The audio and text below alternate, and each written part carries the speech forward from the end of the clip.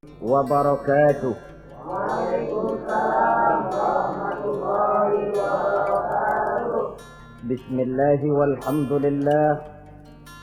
Wassalatu wassalamu ala sayyidina Rasulillah Sayyidina wa maulana Muhammad ibn Abdullah wa ala alihi wa sahbihi wa mawala. Amma ba'du, subhanaka la ilma lana illa ma 'allamtana innaka antal alimul hakim. La hawla wa la quwwata illa billahil aliyyil azim. Saudara-saudara kaum muslimin rahimakumullah, ada 3 perintah Allah yang berangkai dalam Al-Quran yang menurut para ulama tidak diterima yang satu apabila yang lain tidak dikerjakan. Di antaranya ayat aqimus shalah wa atuz zakah. Yang kedua ati'ullaha wa ati'ur rasulah. Dan yang ketiga ayat aniskurli wali walidayka. Perintah ini merupakan perintah yang berangkai. Aqimus shalah wa atuz zakah. Dirikan salat dan bayar zakat. Artinya tidak diterima salatnya orang yang tidak membayar zakat, dan tidak diterima zakatnya orang yang tidak mendirikan salat. Perintah ini berangkai pada saat sholat dikerjakan, zakat apabila sampai haul dan nisabnya harus dibayarkan. Begitu juga pada ayat ati'ullaha wa ati'ur rasul. Taatlah kamu kepada Allah dan taatlah kamu kepada Rasul. Tidak diterima taat kepada Allah kalau membelakangi Rasul, dan tidak diterima mentaati Rasul kalau tidak mentaati Allah. Keduanya berangkai dan tidak terpisahkan satu dengan lainnya. Taat kepada Allah artinya harus taat juga kepada Rasul. Mengamalkan Quran artinya juga harus dengan mengamalkan sunnah. Oleh karenanya sering diingatkan, usaha memisahkan umat Islam dari Islamnya selalu diawali dengan memisahkan umat Islam dari ulamanya. Dan ini bukan urusan baru. Sejak zaman dahulu, orang-orang yang anti kepada Islam selalu berusaha memisahkan umat Islam dengan Islamnya. Caranya, pertama dipisahkan umat dari ulama. Kalau cara ini berhasil, mereka masuk kepada tingkat yang kedua, ditanamkan keraguan kepada sunnah. Kalau cara ini pun juga mereka berhasil, masuk kepada bagian ketiga yang terpenting, menanamkan keraguan kepada Al-Quranul Karim. Kalau umat sudah meragukan Al-Quranul Karim, maka tidak ada lagi yang bisa diharapkan. Oleh karena itu, ati'ullah dan ati'ur rasul tidak bisa dipisahkan satu sama lain. Apabila kita mengamalkan ajaran Quran, seiring dengan itu kita juga harus menegakkan sunnahnya. Adapun ayat yang ketiga yang merupakan perintah berangkai ini, aniskurli wali walidayka, kata Allah. Hendaklah engkau bersyukur kepadaku dan bersyukur kepada ibu bapakmu. Bersyukur kepada Allah tapi tidak bersyukur kepada ibu bapak tidak diterima. Bersyukur kepada ibu bapak tapi tidak bersyukur kepada Allah juga ditolak. Oleh karenanya keduanya tidak bisa terpisahkan satu sama lain. Orang yang pandai bersyukur kepada Allah, dia harus pandai juga bersyukur kepada ibu dan bapaknya. Bersyukur kepada ibu bapak artinya berbakti kepada kedua orang tua kita. Kalau kita perhatikan, dan inilah pokok yang akan kita bicarakan pada pertemuan ini, soal berbakti kepada ibu dan bapak. Kalau kita perhatikan, kedudukan kedua orang tua dalam Al-Quran itu tinggi sekali. Kita baca misalnya dalam surah Al-Isra ayat 23. Di sana menjelaskan wa qada rabbuka alla ta'budu illa iyyahu wa bil walidaini ihsana. Dan Allah Tuhanmu telah memutuskan, telah menetapkan, jangan kamu menyembah selain daripadanya dan berbaktilah kepada kedua orang tua. Kita perhatikan tartibul kalimat, atau tertib urutan kalimat dalam ayat ini. Pertama, jangan menyembah selain kepada Allah. Yang kedua, berbakti kepada kedua orang tua. Allah, setelah itu kedua orang tua. Begitu tinggi kedudukannya sampai dirangkaikan dengan kewajiban menyembah hanya kepada Allah. Sesudah itu apa? Wabil walidaini ihsana, berbakti, berbuat baik kepada ibu dan bapak. Dulu dalam surah An-Nisa ayat 36 kita temukan wa'budullaha wa la tusyriku bihi syai'a wa bil walidaini ihsana. Sembahlah Allah, jangan engkau sekutukan ia dengan sesuatu pun, dan berbuat baiklah kepada kedua orang tuamu. Lagi-lagi di sini perintah bertauhid, perintah menyembah hanya kepada Allah dirangkaikan dengan perintah berbakti kepada kedua orang tua. Dalam kehidupan sehari-hari, biasanya perintah penting lahir pertama. Perintah penting kedua lahir pada urutan kedua. Dari segi prioritas kita bisa melihat tingginya kedudukan kedua orang tua kita di dalam kehidupan ini. Lalu orang tua adalah bapak dan ibu. Keduanya mempunyai peranan yang sangat besar sejak lahirnya kita ke alam dunia ini sampai kita meningkat menjadi anak-anak, remaja, dewasa. Bapak misalnya kita lihat sibuk mencari nafkah. Ia pergi pagi, pulang sore, peras keringat, banting tulang. Karena cita dan harapan agar anaknya kelak hidup lebih baik dari dia sekarang ini. Dan untuk itu dia rela peras keringat, banting tulang. Seolah-olah dia berkata, ayahmu biarlah kaki jadi kepala, kepala jadi kaki, asal kau kelak jadi orang. Yang kadang-kadang setelah kita sang anak ini jadi orang, sering lupa kacang akan kulitnya. Sehingga boleh jadi orang lalu berkata, kalau orang tua kaya, anak jadi raja. Kalau anak yang kaya, orang tua sering jadi budak. Orang tua kaya, anak jadi raja. Apa yang dia mau jadi kenyataan. Tapi kalau anak yang kaya, kadang-kadang orang tuanya yang jadi budaknya. Lalu di samping sibuk mencari nafkah, bapak juga memberikan perlindungan dalam kehidupan ini. Menjadi simbol wibawa yang pada satu saat kita akan merasakannya kalau dia sudah tidak ada. Begitu barangkali kecenderungan orang, seperti kata Imam Al-Ghazali, kamu baru merasa pentingnya suatu nikmat kalau dia sudah hilang dari diri kamu. Kita baru terasa pentingnya sehat kalau lagi sakit. Baru tahu pentingnya gigi kalau lagi sakit gigi. Baru tahu pentingnya telinga kalau lagi budak. Tetapi pada saat normal, kita menganggap itu sesuatu yang biasa. Bukankah keberadaan seorang bapak dalam hidup ini, di samping dia pelindung, juga menjadi simbol wibawa dalam kehidupan di masyarakat? Orang sering berkata, gue bukan takut sama lo, gue segan sama orang tua lo. Masih ada yang disegani, masih ada yang dihormati.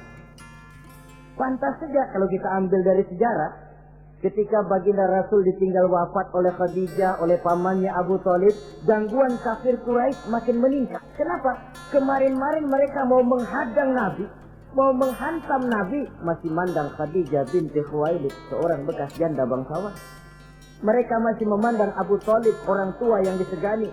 Sekarang dua-duanya sudah tidak ada, apalagi yang mau disegani, hantam saja sudah Muhammad. Itu pun dirasakan oleh pribadi Nabi kita. Saudara-saudara kaum muslimin, apalagi yang namanya ibu, dia lebih banyak menangani kita. Pantas kalau Rasul satu saat ditanya orang, ya Rasul, siapa sih yang paling harus saya taati di dunia ini? Ibumu. Lalu siapa lagi ya Rasul? Ibumu. Kemudian setelah itu siapa ya Rasul? Ibumu. Setelah itu siapa ya Rasul? Bapakmu. Ibu, baru bapak. 3 berbanding 1. Kenapa harus begitu? Kita lihat. Pertama yang namanya ibu, sejak proses kehamilannya sudah istilah Quran hamalathu wahnan ala wahnin. Dia mengandung kita dalam keberatan yang bertumpuk di atas keberatan. Berat kuadrat. Bahkan sebelum itu, sejak ngidam anaknya, ibu kita itu sudah kita siksa. Yang kepengen dimakan, yang bukan-bukan. Muntah, nggak karu-karuan. Keinginan yang tidak musim. Sampai ketika terjadi proses kehamilan. Dari hari ke hari hamilnya makin lama, makin berat, makin lama, makin besar. Kemana-mana dibawa. Belum pernah ditaruh. Ini berat mau ke pasar, taruh dulu sebentar. Tidak. Itu ya saudara, orang hamil itu ya, saya sendiri alhamdulillah belum pernah hamil. Tapi kalau kira-kira 2 kilo, itu ada itu. Umpama pengen ngerasain, cari kelapa yang beratnya kira-kira 2 kilo, gantung di perut kemana-mana bawa. Apa enak kayak begitu? Kehamilannya makin lama makin besar, makin lama makin besar. Tidurnya pun sudah serba sulit dan serba salah. Sampai dia kepada saat kelahirannya, saat melahirkannya, berhadapan dengan 2 pilihan. Kalau tidak hidup, mati. Dan seorang suami tidak pernah menghadapi saat-saat kritis macam gitu. Paling-paling waktu istrinya melahirkan, dia cuma nungguin di depan pintu. Bingung, gelisah, tapi masih sempat ngerokok. Si istri sudah pasrah berhadapan dengan kalau tidak hidup, mati. Saudara hadirin yang saya hormati, dalam pilihan itu dia lahirkan anaknya ke alam ini. Dan maha adil Allah. Andai kata pun seorang perempuan kalah dalam perjuangan ketika melahirkan anaknya, dia meninggal, dia mendapat pahala seperti orang yang mati syahid. Sebab orang mati syahid itu ada 3 macam. Ada syahid dunia akhirat. Ini orang yang pergi perang membela agama, niatnya karena Allah, dia gugur di medan perang, syahid dunia akhirat. Tidak usah dimandikan, dikafankan, disolatkan, dikubur dengan pakaian yang dia pakai, yang berlumur darah itu. Yang kedua, ada orang mendapat syahid akhirat. Artinya, mendapat pahala seperti pahalanya orang yang mati syahid. Tetapi jenazahnya tetap wajib diurus seperti biasa. Dimandikan, dikafankan, disolatkan. Hanya pahalanya seperti pahala orang mati syahid. Siapa mereka? Al-Gharik. Orang yang mati tenggelam, kelelep di kali, itu mati syahid, syahid akhirat. Apalagi sahibul hadmi, orang yang tertimpa benda keras secara mendadak, mati syahid, syahid akhirat. Di dunianya tetap wajib diurus seperti biasa. Saudara lagi jalan enak-enak ketiban batu 2 ton. Mati, mendapat pahala syahid, syahid akhirat. Tapi jangan diniatin. Kalau diniatin, saya mah pilih kelelep aja dah.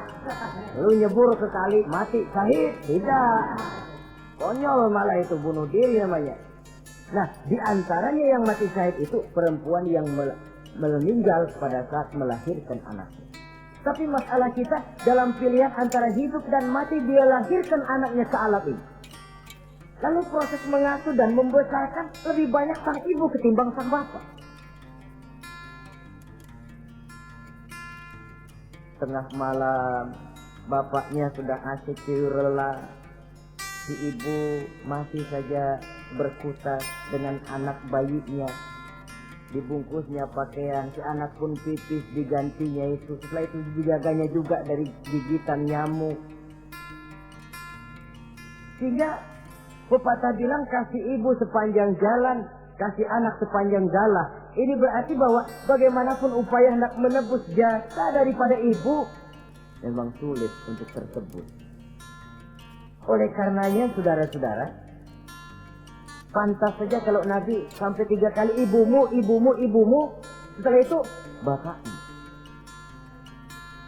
Nah, oleh karenanya apa sebenarnya kewajiban seorang anak kepada kedua orang tuanya? Dengan kata lain, bagaimana kita berusaha untuk berbakti kepada ibu bapak ini?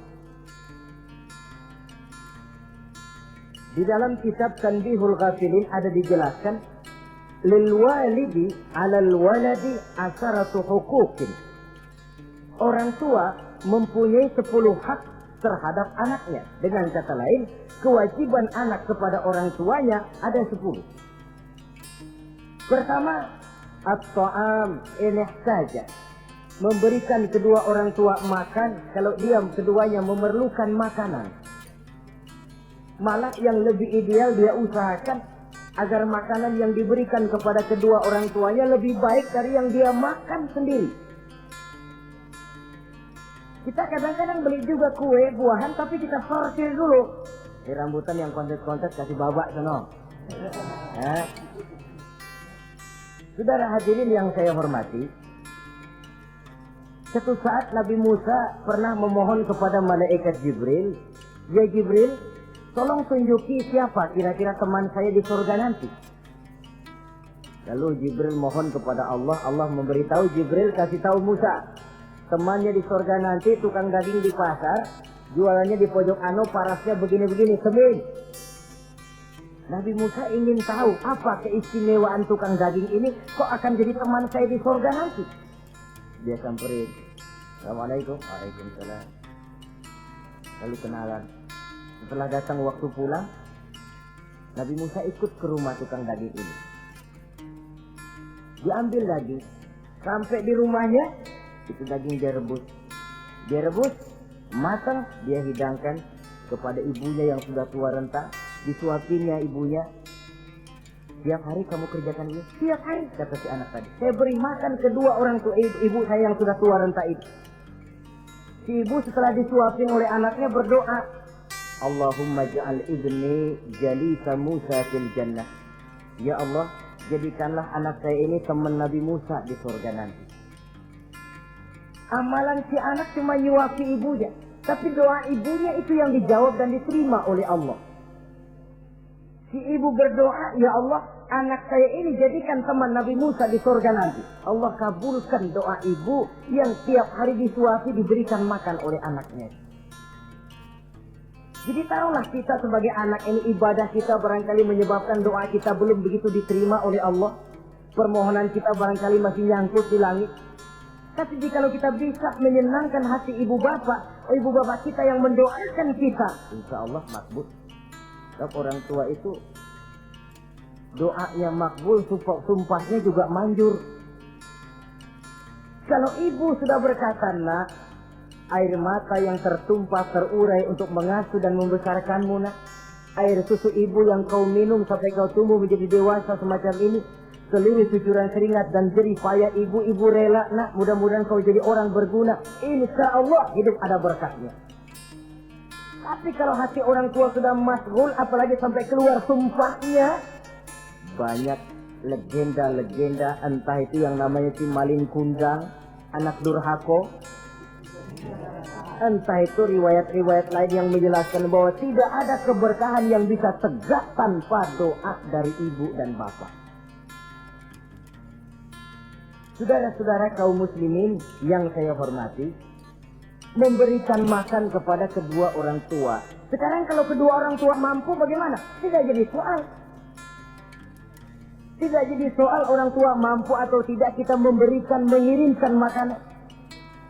Apalagi kalau orang tua kita sudah lanjut usianya, iyalah kalau umur 40-50 tahun masih bisa makan sendiri.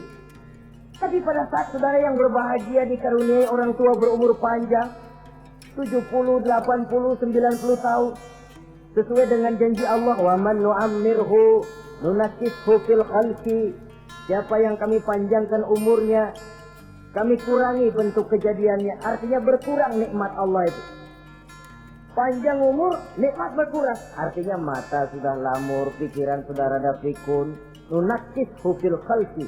Berkurang kejadian asalnya itu. Kesempurnaannya sudah tidak ada lagi. Mengurus orang tua macam begitu memang kalau nurutin pegelnya ya makan nasi. Kadang-kadang karena pikun pagi-pagi pengen kita beli es puket. Makan. Lagi zaman susah tukang bubur kepengen makan bubur. Tapi di situ ujian. Begitulah dahulu orang tua kita melayani kita dikala kita belum masih merah, belum bisa berbuat apa-apa, belum punya pilihan. Tapi mereka sabar, mereka ikhlas. Tidak sabarkah kita? Tidak ikhlaskah kita di hari tua mereka? Kita mengasuh dan melayani mereka. Kadang-kadang karena rewel, anak ketelepasan omong. Udah tua, rewel aja. Hancur hatinya. Dalam keadaan tidak berdaya, mendapat kata yang tidak enak lagi dari anak-anaknya. Saudara hadirin yang saya hormati, jadi soal orang tua mampu atau tidak memberi makan itu bukan soal, tapi kewajiban anak memberikan makan kepada kedua orang tuanya. Ini kewajiban yang pertama. Kewajiban yang kedua, al-khidmatu ilaihi saja. Al-khidmah artinya berbakti kepada ibu dan bapak. Satu hari ketika kumpul dengan para sahabat, Nabi pernah berpesan kepada Sayyidina Umar bin Khattab radhiyallahu anhu. Umar, saya ya Rasul, nanti kalau kamu sempat datang ke kota Madinah, Umar, cari anak muda yang bernama Uwais Al-Qarni dan kau minta didoakan olehnya. Sayyidina Umar heran. Ini yang menyuruh Rasul. Padahal Rasul doanya mustajab. Dan lagian masih banyak orang-orang tua. Kenapa kalau datang ke Madinah suruh cari anak muda namanya Uwais Qarni dan minta didoakan olehnya? Apa keistimewaan Uwais Al-Qarni ini? Jadi ini pun juga alasan kata Nabi, aksiru minan nas bidu'ail khair fa innaka la tadri min ayyi fahin yuqbal. Banyak-banyaklah kamu minta doa kebaikan dari orang lain, sebab kamu tidak tahu dari mulut yang mana doa diterima Allah. Menurut kita barangkali orangnya kere, nggak ada potongan, tapi kalau doanya diterima Allah, siapa yang sanggup menghalangi? Ada orang bilang, enakan doa sendiri langsung mantap, tidak jelek. Tapi minta didoakan orang lain pun tidak salah. Saudara-saudara yang saya hormati, kadang-kadang tukang minta-minta pengemis datang ke rumah. Kita kasih 100 rupiah, lalu keluar doanya kan, mudah-mudahan rezekinya bapak lancar dan segala macam. Ada orang yang nggak sabar, dia bilang, Allah kenapa saya kamu doain dirimu sendiri aja dah, supaya besok jangan jadi pengemis lagi. Secara logika mungkin, secara logika. Tapi agama bukan cuma logika. Siapa tahu dan siapa yang bisa menghalangi kalau doa dari mulut tukang pengemis itu yang diterima Allah? Tidak seorang pun yang tahu. Nah, Sayyidina Umar heran, apa sih keistimewaan Uwais Al-Qarni ini? Ketika beliau ke Madinah diselidiki, apa keistimewaan si Uwais ini? Masih muda, tapi saya oleh Nabi disuruh temuin dan minta didoakan olehnya. Nah, jadi dalam pandangan Allah itu ya nggak ngurus tuanya. Yang afdal itu yang tua dan banyak ibadahnya, dekat dengan Allah. Tapi kalau tuanya cuma kejemur, ya yang mending yang muda dan banyak ibadahnya. Uwais Al-Qarni ini contoh. Apa ibadah Uwais Al-Qarni? Ternyata dia seorang anak yang sangat berbakti kepada ibunya. Ayahnya sudah meninggal. Dia pernah menggendong ibunya dari Madinah ke Mekah cuma untuk bikin haji dan untuk bertemu dengan Rasul. Sayang, tidak sempat bertemu dengan Rasul. Menggendong ibu dari Madinah ke Mekah itu kira-kira 465 kilo ya. Jakarta Semarang. Digendong ibunya. Kita kadang-kadang ibu kita ini sudah sakit payah, mau ke dokter saja masih manggil orang, tolongin gotongin mak gua, masih minta tolongin. Berat kita. Uwais Al-Qarni menggendong ibunya cuma untuk menunaikan ibadah haji dan bertemu dengan Rasul. Rupanya karomahnya itu muncul karena dia merupakan anak yang sangat bakti kepada ibunya. Jadi Allah memberikan karomah itu ya, ada yang karena orang rajin tahajud, ada yang karena tangannya pemurah, dermawan, ada yang karena sangat berbakti kepada kedua orang tuanya, ada yang karena rajin baca Quran, ada yang karena rajin melaksanakan puasa sunnah. Timbul karomahnya. keistimewaan yang diberikan Allah kepadanya. Jadi bakti kepada ibu dan bapak mendatangkan karomah, keistimewaan yang diberikan Allah kepada kita. Kayak Uwais Al-Qarni ini, kalau dilihat dari segi ibadah, dia masih muda, tentu lebih banyak ibadahnya macam Umar bin Khattab. Tapi karena baktinya kepada ibunya, sampai Nabi pesan Sayyidina Umar, kalau kau sempat ke Madinah, cari anak muda bernama Uwais Al-Qarni, minta didoakan olehnya. Artinya doanya dikabul oleh Allah Subhanahu wa Ta'ala. Saudara-saudara kaum muslimin yang berbahagia, kewajiban yang ketiga, al-ijabatu in da'a, menjawab, memenuhi panggilan orang tua apabila keduanya memanggilmu. Menjawab panggilan kedua orang tua. Dan cara menjawab ini pun Al-Quran memberikan tuntunan etiknya. Wala taqul lahuma uffin. Jangan kepada kedua orang tuamu ngomong uff. Uff, hus, oi. Itu dianggap kurang etik. Saudara hadirin yang saya muliakan, menjawab panggilan orang tua merupakan kewajiban anak dan merupakan hak dari orang tuanya. Dia berhak untuk dijawab panggilannya dan anak berkewajiban untuk menjawab panggilan orang tuanya. Mari kita ikuti satu riwayat bahwa ada seorang anak muda yang soleh, tekun melaksanakan ibadah, namanya Jurayj. Satu hari Jurayj ini sedang sholat sunnah. Ketika dia sedang sholat itu, ibunya manggil, Jurayj, kan? Jurayj, sini sebentar. Ibunya rupanya tidak tahu kalau Jurayj sedang sholat. Mendengar panggilan ibunya, Jurayj bimbang dalam hati. Allahumma ummi am sholati. Ya Allah, sembahyang saya terusin atau panggilan ibu yang saya jawab? Saya sholat sunnah, tapi menjawab panggilan ibu wajib. Mana ini? Bimbang. Dia, ibunya manggil lagi, Jurayj ta'ali, Jurayj sini. Makin bimbang. Allahumma ummi am sholati. Ya Allah, yang mana? Sholat terus atau menjawab panggilan ibu? Rupanya dia pilih sholat terus, saudara-saudara. Dia tidak jawab panggilan ibunya.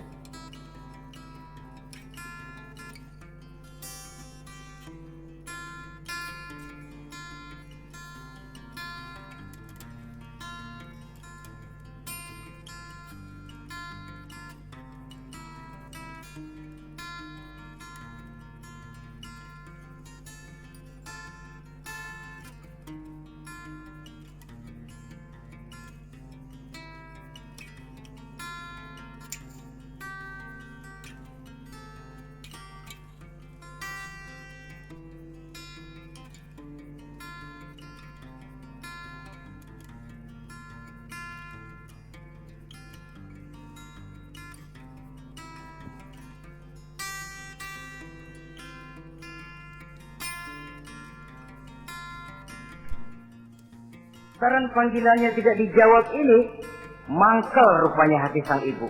Ya Allah, Jurayj ini, saya lahirkan dia antara pilihan hidup dan mati. Saya asuh dan saya besarkan dia. Cuma saya panggil tidak mau menjawab, sakit hati saya. Keluar katanya, ya Allah, jangan mati Jurayj sebelum dia bertemu orang jahat. Nah, berlalulah riwayat ini. Hari berganti hari, bertukar minggu pergi, datanglah bulan. Kesolehan anak muda yang bernama Jurayj ini terkenal ke seluruh kampung. Dan biasa, kalau ada orang yang soleh, apalagi dia masih muda, yang usil banyak. Dan yang usil ini selalu berusaha mencari jalan bagaimana menghancurkan Jurayj ini. Saudara hadirin yang saya hormati, akhirnya mereka begini aja. Jurayj kan masih muda, kita goda pakai harta. Ah, tidak mungkin. Jurayj itu bukan orang yang mata duitan, dia tidak akan luluh oleh harta. Kita tawarkan kedudukan, juga tidak bisa. Begini saja. Dia kan masih muda tuh. Iya. Umpanin perempuan aja dah. Kirim cewek yang rada kece.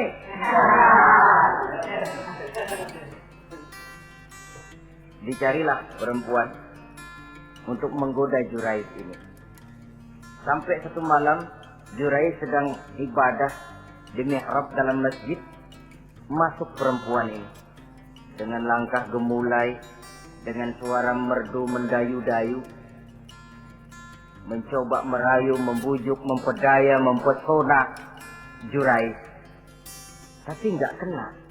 Sejak dari berpakaian lengkap si perempuan ini, sampai bahasa Arabnya Oryanun Tolik, tanpa keselai benang pun lagi lekat di badannya. Menggoda Jurais, memegang Jurais, muter-muter di depan Jurais, tanpa selembar benang pun lekat di badannya. Jurais mantap. Si perempuan karena sudah kadang merasa dibayar lalu nggak berhasil kan malu. Akhirnya dia keluar dari masjid, dia pergi ke sebuah kampung. Di sana dia berzina dengan seorang pengembala kambing dan hamil. Ketika hamilnya besar, si perempuan ini kemana-mana pidato. Saudara-saudara, kenal nggak Jurais? Kenal. Yang katanya rajin benar ibadah tuh, yang mainannya di masjid melulu, yang mainannya tasbih melulu. Nih, perut saya nih. Dia urusannya tuh. Jurais, apa betul? Oh. Akhirnya Jurais dicari orang, macam-macam, yang caci maki, bahkan ada yang bikin pakai batu sampai berdarah kakinya, berdarah tangannya. Caci maki orang sudah nggak karu-karuan. Masjid lo ya, topeng doang lo.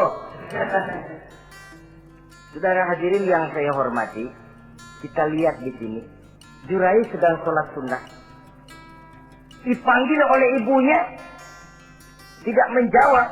Cuma itu ilasnya. Dan ibunya pun tidak tahu kalau Jurais sedang sholat. Keluar omongan yang tidak enak dan omongan itu manjur.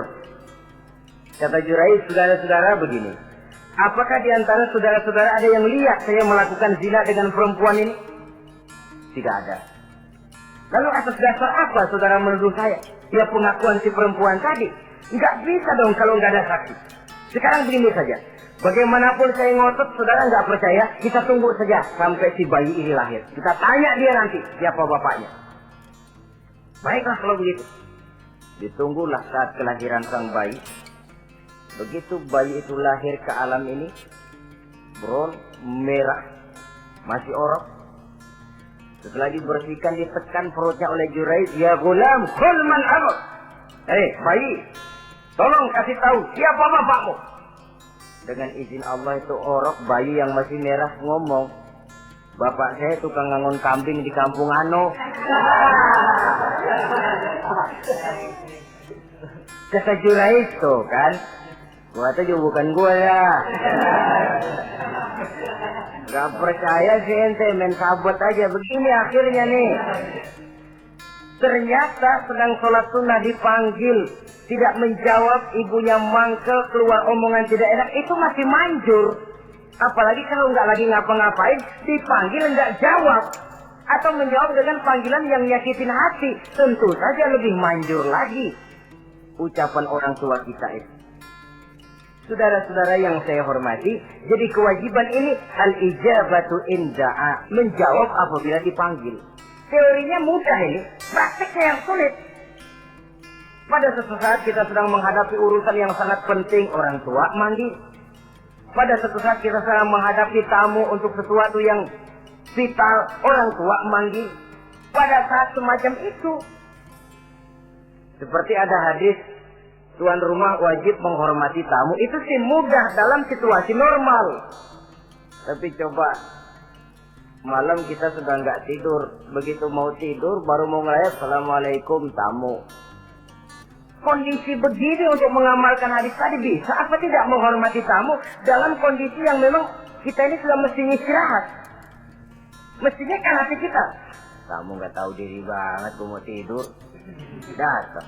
Kalau kondisinya normal, menghormati tamu bukan sesuatu yang sulit.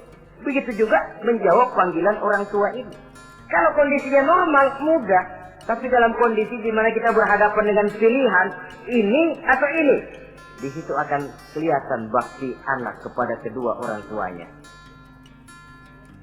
Yang keempat, kewajiban anak al-ita'atu in amara ghairi maksiyatin. Taat kepada ibu bapak sepanjang perintahnya tidak untuk maksiat kepada Allah. Kalau sudah perintahnya untuk maksiat, gugur kewajiban untuk taat. Umpamanya ada orang tua ngajak anaknya, "Nak, Ong, warung pojok yuk." "Ngapain, Mbak? Kita teler." Umpama anak tidak wajib taat. Atau ada orang tua musyawarah sama anaknya, "Nah, gimana kalau kita pindah agama saja?"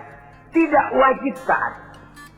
Sepanjang perintah itu tidak untuk melakukan maksiat kepada Allah, anak wajib taat. Dan jangan lupa, kewajiban taat kepada kedua orang tua di bawah kewajiban taat kepada Allah dan Rasulnya. Allah dan Rasulnya, setelah itu ibu bapak. Apabila perintah tidak untuk melakukan maksiat, maka anak wajib untuk melakukan taat kepada kedua orang tuanya. Ini kewajiban yang keempat. Apatah lagi kalau cuma sekedar diperintah ngaji, diperintah sekolah, diperintah melakukan membantu pekerjaan yang ada di rumah. Itu sudah perintah yang di samping bermanfaat buat keluarga, juga menyangkut hari depan kita sendiri sebagai anak. Kadang-kadang memang kita mengukur dari sudut kepentingan kita tanpa melihat jauh ke depan. Misalnya, ada anak pulang sekolah, langsung ambil layangan sama benang berangkat ke lapangan. Orang tua, karena melihat jauh ke depan, anak ini lelahnya belum hilang. Dipanggil, "Nak, pulang nak, jangan main layangan. Sini dulu kau istirahat, makan, sholat, tidur siang nak. Nanti bangun tidur barulah main." Si anak mungkin hatinya ngedumil, "Bapak, orang main layangan aja dilarang." Ini kesan yang timbul. Orang main layangan saja kok dilarang. Padahal larangan ini adalah untuk kemanfaatan dan kemaslahatan si anak itu sendiri. Tapi anak tidak mau mengerti. Yang dia tahu, dia dilarang main layangan. Itu cuma karena pandangannya yang tidak jauh menerawang ke depan. Pepatah bilang, sekejam-kejamnya macan tidak ada yang makan anaknya sendiri. Artinya bagaimanapun kondisinya, orang tua itu tidak ada yang akan sampai untuk menyengsarakan anaknya. Saudara-saudara kaum muslimin rahimakumullah. Jadi yang keempat, kewajiban untuk taat sepanjang tidak melakukan maksiat kepada Allah Subhanahu wa taala. Yang kelima, at-takallum ma'ahu bil-lil. Apabila bercakap-cakap dengan kedua orang tua, hendaklah dengan tutur kata yang lemah lembut. Wala tanharhuma wala taqul lahuma uffin wa qul lahuma qawlan karima. Jangan membentak, jangan uff saja, hus saja, itu sudah tercela dan tidak boleh menurut ajaran agama.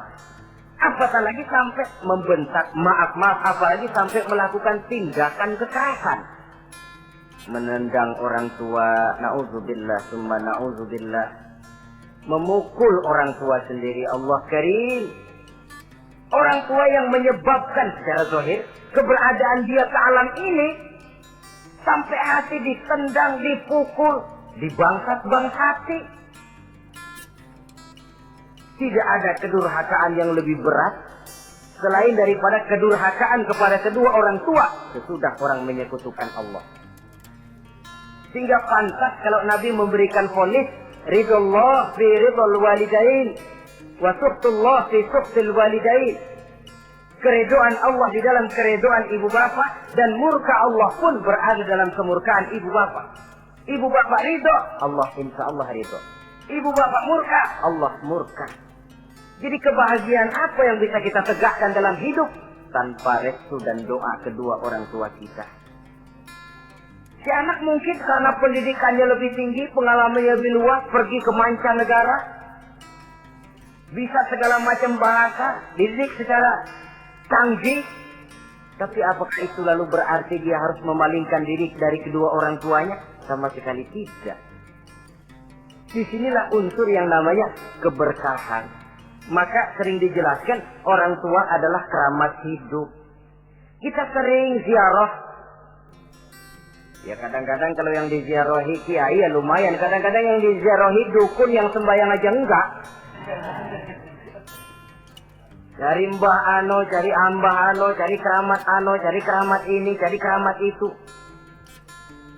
Dan jangan lupa di beberapa daerah yang namanya kiai itu ya, yang disebut kiai, bukan cuma orang yang ngerti agama. Ya kalau saudara ke keraton Jogja mana, segala gerobak namanya kiai. Iya toh, kereta kencana itu. Degung namanya kiai. Lalu jangan lupa itu. Misi Zending pertama namanya juga Kiai Sadrak itu. Kiai, tapi misi Zending. Kalau di sana itu kiai itu panggilan untuk yang dipertua. Kita ziarah cari keramat Mbah Buyut, Mbah Sapu Jagat, Mbah Brojo, macam-macam Mbah. Tapi kita lupa di rumah kita ada keramat hidup. Siapa itu? Ibu bapak kita. Sebelum jauh-jauh lah berziarah ke tempat-tempat yang lain, di rumahku ada keramat yang hidup. Ibu dan bapak kita sendiri. Keramat hidup. Dengan doanya, hidup jadi berkah. Tapi kalau kita sakiti hatinya, hidup ini lalu jadi sempit, jalan bagai tertutup. Maka berbahagialah seorang anak apabila dia sudah sanggup melakukan satu bakti yang bisa menyenangkan hati kedua orang tuanya. Bercakap-cakap, berbicara dengan lemah lembut. Kadang-kadang di sebagian daerah ya sudah jadi kebiasaan. Manggil orang tuanya pakai elu aja. Bapaknya dianggap CS. Salaman juga main kedet aja. Halo be. Di samping bapaknya nggak boleh meleng, main buat aja. Dari panggilan saja, saudara hadirin yang saya muliakan, sudah memberikan cermin. Sebab bahasa adalah cermin dari pribadi orang. Kalau kepada orang tua kita sendiri kita memakai bahasa yang kasar, cermin bahwa pribadi kita memang pribadi yang kasar. Jadi pantas kalau agama mengatakan, apabila kedua orang tuamu sudah mencapai usia lanjut, fala tanharhuma, jangan membentak, wala taqul lahuma uffin, jangan berbicara uff, wa qul lahuma qaulan karima, sampaikan berbicara kepadanya dengan qaulan karima, kata-kata yang mulia, bukan kata-kata yang bagus dan indah diminta, qaulan karima, kata-kata yang mulia. Ya Allah, luhur, indah betul bahasa Quran ini. Berbicara kepada kedua orang tua dengan kata-kata yang mulia. Jadi sekedar, oi, itu saja tidak boleh, konon lagi sampai membentak. Termasuk orang tua ini yang mertua. Kalau orang tua kan tiga loh. Orang tua yang menyebabkan kita lahir ke dunia, ibu bapak kita. Orang tua yang mempercayakan anaknya kepada kita, mertua kita. Dan orang tua yang mendidik kita, guru kita. Ketiganya berfungsi orang tua. Kewajiban ini juga berlaku. So, mertua kan cuma sekedar istilah. Pada hakikatnya dia adalah orang tua kita juga. Jangan lalu berbeda karena cuma dia bapaknya istri kita. Sama saja. Kalau kepada orang tua sendiri menghormati, lalu kepada mertua kita kurang begitu perlu, itu sudah satu sikap yang tidak adil. Tentu itu akan menyakiti hati istri. Atau kalau dia istri, akan menyakiti hati suami. Berkata dengan kata-kata yang mulia. Saudara-saudara, yang keenam, in ihtaja ilal kiswah kasahu in qadar 'alaiha. Kalau dia perlu pakaian, berikan pakaian walaupun dia sendiri mampu membeli. Nah, antarin bapak beli kacamata yuk. Ayo pak, Sudah sampai di toko kacamata, bayar oleh anaknya. Walaupun si bapak punya duit dan si bapak yang ngajak beli, kewajiban anak bayarin. Jangan mentang-mentang bapaknya cuma minta dianterin, bener-bener nganterin. Bapaknya ngeluarin dompet cuek aja. Mana ada kembalinya pak? Wah, kembalinya ditarik. Ya kalau anak belum punya penghasilan ya wajar. Yang kita maksud di sini, anak sudah mandiri dan punya penghasilan yang memadai, bahkan mencukupi untuk membantu orang tuanya. Saudara hadirin yang saya muliakan, dan ini juga kalau memang bisa, seharusnya orang tua kita pakaikan yang lebih baik dari yang kita pakai sendiri. Kalau bisa. Sebab nantinya sikap kita kepada orang tua kita itu akan jadi bahan bibir di masyarakat. Ya no ya, dia enak-enakan orang tuanya begitu aja ya. Mungkin di depan kita orang tidak bicara, tapi di belakang kita kok tegel ya. Kok sampai hati ya? Dia enak-enakan berdiri di Menara Gading, tapi orang tuanya tiap hari kerja begitu berat. Saudara hadirin yang saya hormati, sekali lagi, di depan kita orang mungkin tidak berani bicara, tapi di belakang itu akan jadi buah bibir. Ini dari segi kita memelihara muru'ah. Yang ketujuh, al-masyu khalfuhu. Kalau jalan, mengiring. Artinya, di belakang orang tuanya. Ini adabnya. Adab berjalan. Saudara yang saya hormati, ini yang dicontohkan oleh baginda Rasul. Jika berjalan dengan orang-orang tua, beliau belakangan. Kenapa? Ini merupakan simbol penghormatan kita kepada orang yang lebih tua daripada kita. Tidak mentang-mentang karena pendidikan lebih tinggi, merasa dirinya lebih tahu, lebih pengalaman, selonong boy. Orang tua tahu apa sih? Ngir. Waduh, hebat. Saudara hadirin yang saya hormati, al-masyu khalfuhu. Berjalan di belakangnya. Begitu juga untuk mengemukakan pendapat. Kalau suatu saat orang tua mengajak musyawarah, dengarkan dulu omongannya, tangkap seluruhnya. Kalau kita merasa bahwa itu salah, jangan lalu dipotong. Salah pak, jangan begitu, bapak kolot sih. Salah, jangan. Sebab itu akan menyakiti hatinya. Kalau hatinya terluka, itu sudah merupakan suatu dosa, melukai hati kedua orang tua. Kalau kau dianggap kita diminta mengemukakan pendapat, kemukakan pendapat itu. Kalau menurut saya sih begini. Dan itu memang orang tua yang bijaksana. Dia juga tidak cuma memaksakan pendapatnya, tapi juga minta pendapat dari si anak. Ada timbal balik. Sistemnya komunikasi keseimbangan. Inilah makna ucapan Nabi, bukan termasuk golonganku, kata Nabi. Orang tua yang tidak sayang kepada anak muda dan orang muda yang tidak menghormati orang tua. Bukan golonganku. Jadi seimbang tuh. Yang tua sayang yang muda hormat yang tua. Tapi yang tua jangan minta dihormati. Ini kewajiban orang muda, hormati. Kewajiban yang tua apa? Sayangi yang muda. Jangan mentang-mentang yang muda harus menghormati yang tua. Lalu yang tua minta dihormati, gila hormat. Gua kan tuaan lo, kalau salaman sama gue cium tangan ya. Pokoknya kalau lo nggak nanya, gua nggak nanya. Mentang-mentang tua lalu pasang tarik.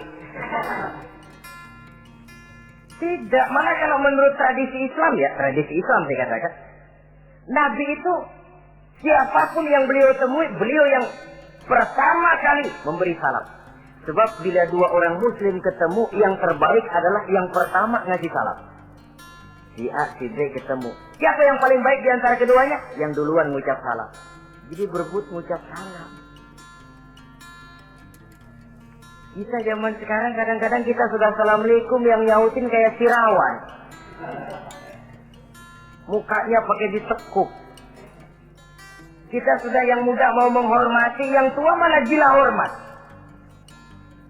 Yang muda jangan cuma minta disayangi, tapi nggak sanggup menghormati yang tua. Sistem keseimbangan. Yang tua sayang yang muda hormat kepada yang tua. Kalau ini terwujud, nikmat kehidupan bermasyarakat ini. Kadang-kadang kan pincang, yang tua nggak sayang sama yang muda. Ada bakat-bakat terpendam yang mau maju dianggap saingan. Kalau yang begini maju rusak gua nih. Lalu diseken. Lalu yang muda pun karena merasa pendidikan lebih tinggi, pandangan lebih luas, nyelongcong jadinya. Kurang ajar sama yang tua. Timbul gap, timbul misunderstanding, salah pengertian. Kalau sudah begitu, kesatuan dan persatuan sulit diwujudkan. Maka usaha pun lalu tidak seperti yang seharusnya. Saudara-saudara yang saya hormati, yang ke-8 sekarang, kewajiban anak itu apa? Al-irda'u lahu bima radiya li nafsihi. Mencari keredoan dari orang tua tentang sesuatu yang dia ridho. Artinya, orang tua kita senang apa? Kita berusaha senang itu. Mengukur orang tua itu dengan diri. Ukurannya diri. Yang orang tua kita senang, kita berupaya senang. Orang tua kita senang ngaji, berusaha kita untuk senang hadir di majelis taklim. Orang tua kita senang baca Quran, kita juga berupaya senang baca Quran. Sebab yang paling membesarkan hati orang tua sesungguhnya tidak lain kalau dia melihat anaknya ini sesuai dengan yang dia harapkan. Oh, kalau sudah begitu orang tua itu cucuran keringatnya, peras keringat banting tulangnya, jibakunya, rasanya hilang capeknya. Kebahagiaan orang tua tidak cuma kalau anaknya jadi kaya lalu mengantarkan makan, minum, buahan, peralatan yang serba lengkap, tidak. Lebih dari sekedar itu orang tua berharap dia bisa menerima pensiunan pahala dari meninggalkan anak yang soleh. Alangkah indahnya jika orang tuanya nanti wafat meninggalkan alam ini, anak-anaknya mengurubungi di sekelilingnya, memimpin orang tuanya membacakan syahadat. Anak-anaknya juga yang memandikan, anak-anaknya yang menyolatkan, anak-anaknya yang menurunkan dia ke liang lahat, anaknya yang mendoakan. Alangkah nikmatnya orang tua macam itu. Tapi kan langka.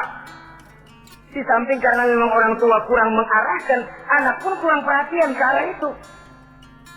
Begitu bapaknya mati, ambil mana ambil, suruh mandiin. Akan lebih baik kalau anaknya yang mandiin. Tangga-tangga panggil jembayangi, anaknya malah nonton dari jauh, nggak ikut jembayangin, mau kok tegel. Kenapa nggak ikut jembayangin? Ya nggak bisa jembayangin. Ya kalau macam Abu Nuwas dulu nggak bisa, masih ada akal. Ikut sembahyang jenazah. Dia nggak tahu kalau sembahyang jenazah itu cuma diri, nggak pakai ruku, nggak pakai sujud. Imam takbir dia takbir, begitu takbir kedua dia kira ruku dia. Habis takbir lagi sujud. Orang-orang gak ada yang sujud. Bingung. Selesai ditanya dia, Abu Nawas kenapa tadi pakai sujud? Dia bilang ini mayit dosanya kebanyakan.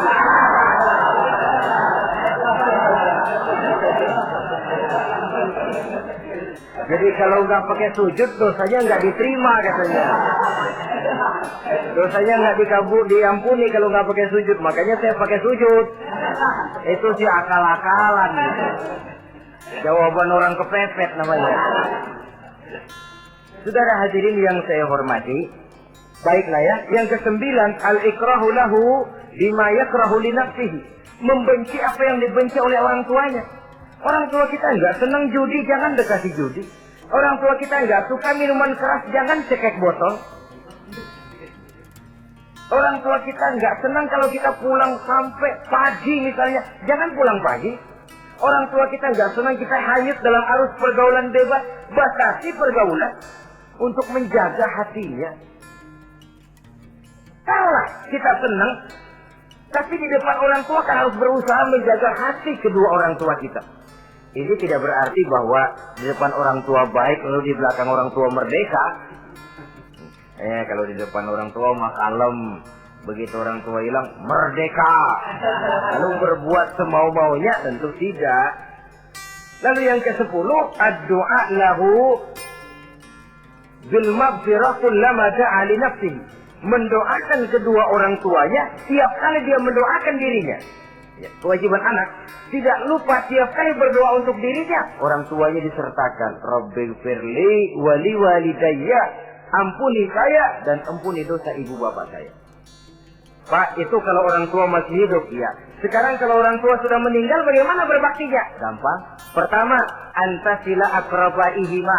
Bersilaturahmi dengan kerabat yang ditinggalkan oleh orang tuanya. Jadi jangan setelah orang tua mati lalu kehabisan obor. Orang tuanya kita senang, anaknya kita benci. Sama aja ngebenciin orang tuanya. Kan sering kejadian begitu. Zaman orang tuanya masih hidup, kawan medok, kawan lengket, orang tuanya udah mati, turunannya malah dimusuhin. Itu juga nyakitin orang yang sudah meninggal. Bersilaturahmi dengan kerabat yang ditinggalkan. Yang kedua, kalau orang tua sudah meninggal, cara berbuat baiknya bagaimana? Antastaghfira lahuma wa tad'u lahuma. Mohon ampun dan mendoakan keduanya. Itulah jadi orang soleh nikmatnya. Sudah mati pun orang kita masih kebagian doa.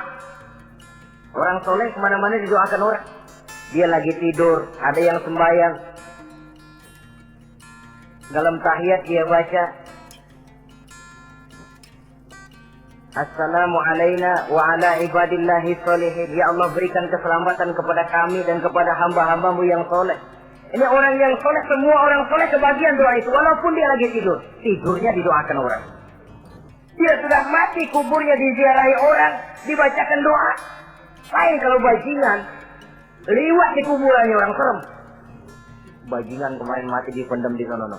Lu jangan lewat sono, lu kesurupan. Liwat orang ngeri. Bagaimana lagi mau mendoakan? Yang ketiga, orang tua yang sudah meninggal itu cara berbaktinya wa anta tasaddaqu lahuma. Kalau ada rezeki, bersedekah atas nama keduanya. Pak, 100.000 untuk pembangunan masjid, saya lihat pahalanya untuk almarhum kedua orang tua saya. Insya Allah sampai. Oh, kalau tidak sampai, Rasul tidak akan mengajarkan badal haji. Untuk apa? Diajarkan badal haji artinya amalan orang yang masih hidup ada kaitannya dengan orang yang sudah meninggal. Bersedekah atas nama kedua orang tua. Saudara hadirin yang saya muliakan, mudah-mudahan Allah menjadikan kita anak yang bisa berbakti kepada kedua orang tua kita. Amin. Ini sajalah pertemuan kita yang singkat ini. Terima kasih atas segala perhatian dan mohon maaf atas segala kekurangan. Usikum wa nafsi bi taqwallah. Wassalamualaikum warahmatullahi wabarakatuh. Waalaikumsalam warahmatullahi wabarakatuh.